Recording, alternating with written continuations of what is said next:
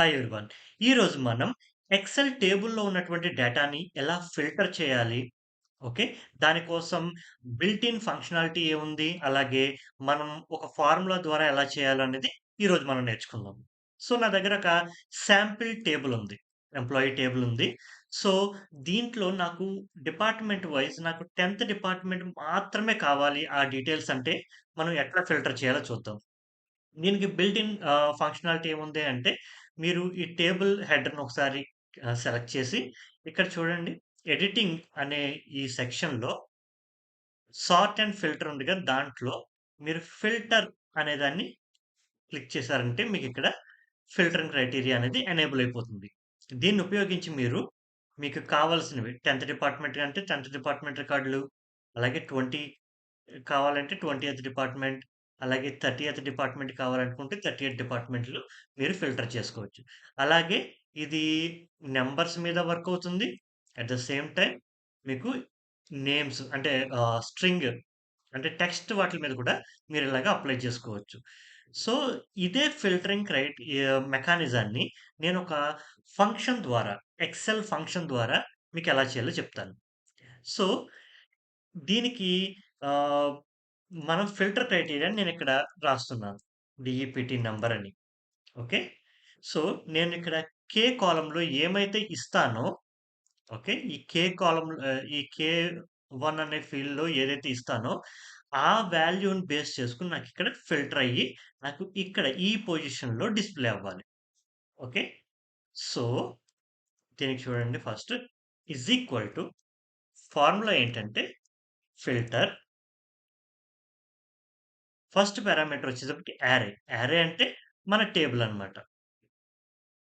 మన table, comma next one include. Include అంటే మన యొక్క కండిషన్. మనం ఏమనుకున్నాం డిపార్ట్‌మెంట్ నంబర్ అనే ఈ కాలమ్ మీద కండిషన్ అప్లై చేయాలనుకున్నాం. సో, సెకండ్ పారామీటర్ వచ్చేటప్పటికి ఇది సెలెక్ట్ చేసుకోండి. ఓకే. సో, మన కండిషన్ ఏంటి? ఈక్వల్ టు ఇక్కడ కే1లో ఈ ఫీల్డ్‌లో ఏదైతే ఉన్నదో అది కదా మ్యాచ్ అవ్వాలి.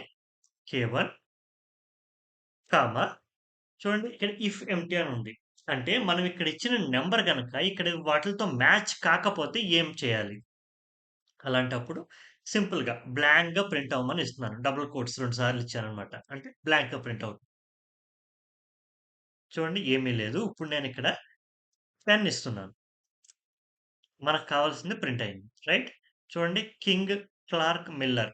చూడండి King, Clark and Miller details వచ్చినియి. ఇప్పుడు నేనిక్కడ 20 ఇచ్చాననుకోండి.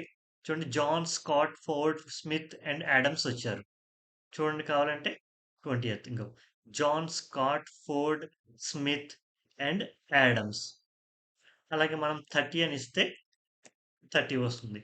ఇక్కడ మనకు డిపార్ట్‌మెంట్ నంబర్ 40 లేదు. సో, నేను 40 ఇస్తే అక్కడ ఏమీ రాదు. రైట్?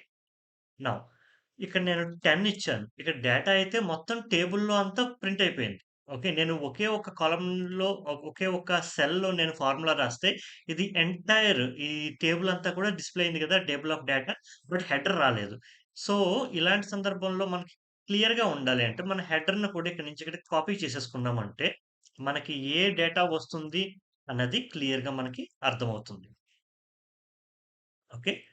నౌ ఇక్కడ నేను నంబర్ 40 ఇస్తే ఇదేమీ రాలేదు. ఓకే. నాకు ఆ విషయం తెలియాలి కదా!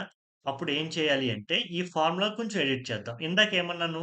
ఇఫ్ ఎంప్టీ దగ్గర నేను బ్లాంక్‌గా పెట్టాను. డబుల్ కోట్ పెడితే బ్లాంక్ అన్నమాట. అది కాకుండా అక్కడ నేనేం రాస్తాను అంటే, నో డేటా ఫౌండ్ అని రాస్తాను. ఇక్కడ నేను 10 అని ఇచ్చాననుకోండి. 10 డిపార్ట్‌మెంట్ నంబర్ వచ్చింది. 20 అని ఇస్తే 20 డిపార్ట్‌మెంట్ నంబర్ వచ్చింది. 30 ఇస్తే 30 డిపార్ట్‌మెంట్ నంబర్ డీటెయిల్స్ వచ్చినియి.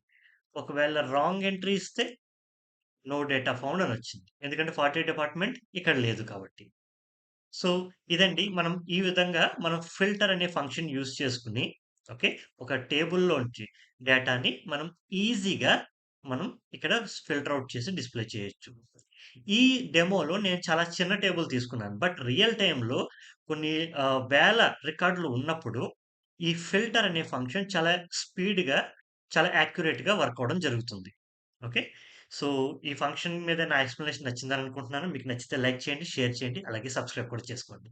మళ్ళీ ఇంకొక వీడియోతో మళ్ళీ కలుసుకుందాం. Thank you. మా కంటెంట్ మీకు నచ్చినట్లయితే లైక్ చేయండి, షేర్ చేయండి, ఇంకా సబ్స్క్రైబ్ కూడా చేసుకోండి.